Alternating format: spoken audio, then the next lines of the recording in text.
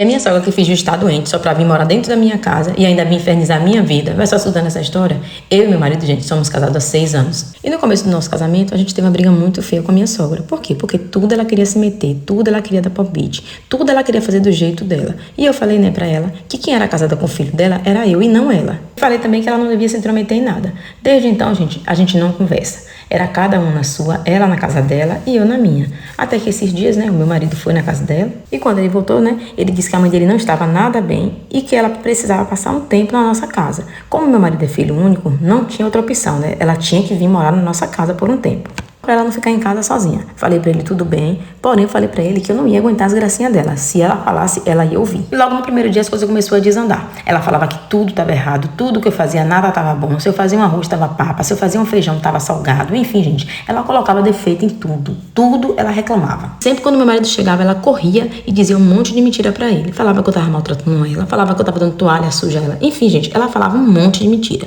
Porém, né, eu comecei a achar estranho, porque foi passando os dias e ela não parecia nada mal. Então foi aí, né, que eu comecei a observar ela. E teve um dia, gente, que eu peguei ela falando no celular com uma amiga dela, falando que o plano dela estava dando super certo e que, inclusive, meu marido já estava quase perto de me deixar. Eu fiquei tão paralisada com as barbaridades que eu estava escutando que eu nem pensei em pegar o celular para filmar. Daí eu corri, gente, bem rápido, peguei o celular e comecei a gravar tudo que ela estava falando com essa tal amiga dela. Quando meu marido chegou, gente, a primeira coisa que eu fiz foi mostrar ele a gravação.